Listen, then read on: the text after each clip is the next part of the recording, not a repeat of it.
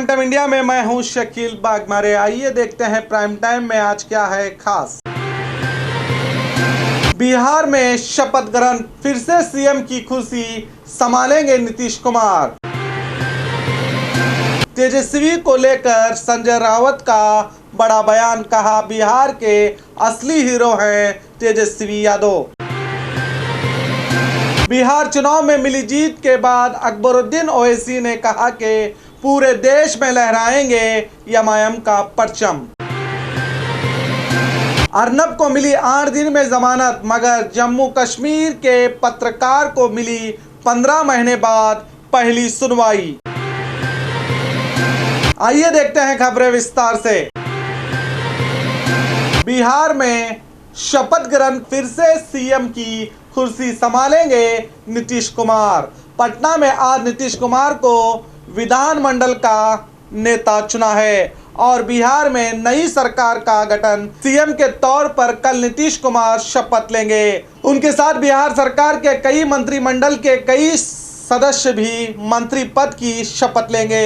शपथ ग्रहण समारोह को लेकर तैयारियां भी शुरू कर दी गई हैं, मगर डीसीएम के लिए अभी सस्पेंस बरकरार है। हो सकता है बिहार में 2 डीसीएम बनाए जाएंगे, जिसमें बीजेपी के तारकिशोर प्रसाद और रीना देवी का नाम लगभग तय माना जा रहा है। नीतीश कुमार 7वीं बार बिहार के मुख्यमंत्री के तौर पर शपथ लेंगे, मगर इस बार इनकी राह इतनी आसान नहीं है।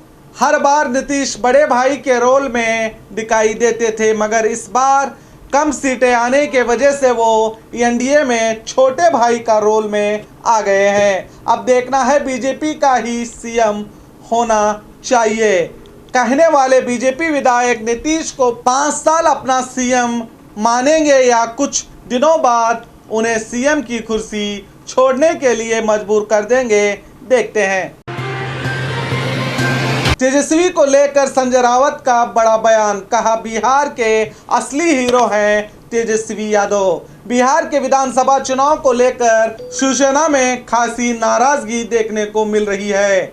भले ही बिहार में एक बार फिर बीजेपी जेडीयू गठबंधन जीत गया है, लेकिन शिवसेना इस जीत को स्वीकार करने से इनकार कर रही है। शिवसेना का कहना है कि इस चुनाव का असली विजेता महागठबंधन ही है। इस मामले में शिवसेना नेता संजय रावत ने मीडिया से बात करते हुए कहा कि तेजस्वी यादव बिहार के असली हीरो हैं। इस चुनाव में वो मैन ऑफ द मैच रहे हैं। 2024 लोकसभा चुनाव में तेजस्वी यादव महत्वपूर्ण भूमिका निभाएंगे, कहा संजय रावत ने। सुनिए। त्याच्या कुटुंबातले लोक तुरुंगात आहेत, ठीक आहे, कोणत्या कारणाने असतील। त्याच्या कुटुंबाच्या मागे सतत इन्कम टॅक्स, सीबीआय याच्या ससेमिरा लावले आणि तो एक मुलगा या देशातल्या प्रमुख राज्य सत्तेला आव्हान देत हजारो लाखोंच्या सभा घेतोय आणि आव्हान निर्माण करतोय। आणि चित्र असं आहे की जर निवडणुका काही गडबड झाली नाही, जसं आपल्या शंका असतात ईव्हीएम मध्ये काय होईल, याच्यामध्ये काय होईल, तर त्या बिहारमध्ये तेजस्वी यादव उद्या मुख्यमंत्री झाले पूर्ण बहुमतानंतर। मला बड़े बड़े राजनेता अब तेजस्वी को बिहार और देश के भविष्य के बड़े नेता के तौर पर देख रहे हैं। लगता है तेजस्वी हार कर भी जीत गए हैं। अब इनकी भूमिका 2024 में क्या होगी पता नहीं, मगर लोग भविष्य में इनसे बड़ी उम्मीद लगाकर बैठे हैं। बिहार चुनाव में मिली जीत के बाद अकबरुद्दीन ओवैसी ने कहा पूरे देश में लहराएंगे एमआईएम का परचम। बिहार में एमआईएम पार्टी ने 5 सीटों पर जीत हासिल करके महागठबंधन को सरकार बनाने से वंचित कर दिया। इस जीत से पार्टी के हौसले बुलंद हुए हैं। ओवैसी के छोटे भाई अकबरुद्दीन ओवैसी ने कहा कि बिहार में एमआईएम की जीत अब हिंदुस्तान की राजनीति में नई तारीख लिखेगी और पूरी दुनिया देखेगी कि एमआईएम कैसे पूरे हिंदुस्तान में अपना परचम लहराएगी। अकबरुद्दीन 5 विधायकों से मिले। इस दौरान उन्होंने साफ साफ ये भी कहा कि उनकी पार्टी मुस्लिम वोट बांटने के आरोप पर जरा भी ध्यान नहीं देती।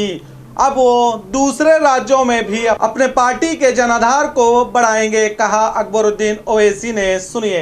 अल्हम्दुलिल्लाह, अल्लाह का शुक्र है, बिहार की आवाम का शुक्रिया, और बिहार में नौ मुंतखबा मजलिस के अराकीन असेंबली को दिल की गहराइयों से मुबारकबाद देता हूं और उम्मीद करता हूं कि यह एतमाद का सिलसिला और आगे बढ़ेगा और हम कामयाब और कामरान होते रहेंगे।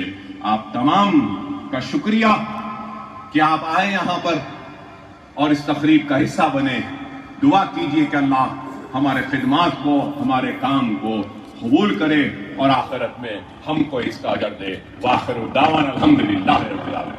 बड़े मियाँ तो बड़े मियाँ, छोटे मियाँ सुभान अल्लाह के नाम से मशहूर एमआईएम के नंबर 2 अकबरुद्दीन ओवैसी ने अभी तक खामोशी इख्तियार की थी, अब वो बोलने लगे हैं। अब देखना है इनकी तेज जबान देश में कौन सा नया सियासी भूचाल लाएगी, देखते हैं। अर्नब को मिली 8 दिन में जमानत, मगर जम्मू कश्मीर के पत्रकार को मिली 15 महीने बाद पहली सुनवाई। रिपब्लिक टीवी के चीफ एडिटर अर्नब गोस्वामी को बेल देने के मामले में सेशन कोर्ट के फैसले का भी इंतजार नहीं किया गया। उन्हें 8 दिन में जमानत मिल गई थी, मगर जम्मू कश्मीर के एक पत्रकार के केस में 15 महीने बाद पहली सुनवाई हुई है। अंग्रेजी अखबार द टेलीग्राफ के मुताबिक ये मामला आसिफ सुल्तान से जुड़ा है, जो कश्मीर नरेटर मैगजीन के रिपोर्टर हैं। फिलहाल वो घाटी के सबसे बड़ी जेल में हैं, जो उनके घर से महज 4 किलोमीटर दूर है। क्या देश में 2 कानून हैं, एक अमीर के लिए और दूसरा गरीब के लिए? क्योंकि हालात तो इशारा कर रहे हैं कि कुछ तो गलत हो रहा है। अर्नब के मामले में बार काउंसिल के अध्यक्ष भी मुखालिफत कर चुके हैं। लोग सवाल करने लगे हैं कि अदालतों का दोहरा रवैया क्यों है। किसी के साथ नाइंसाफी होती है तो लोगों में शक तो पैदा जरूर होता है।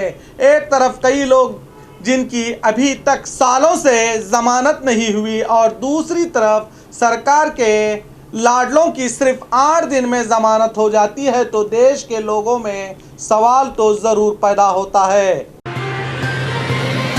और खबरों के लिए देखते रहिए आपका अपना B news nation prime time India.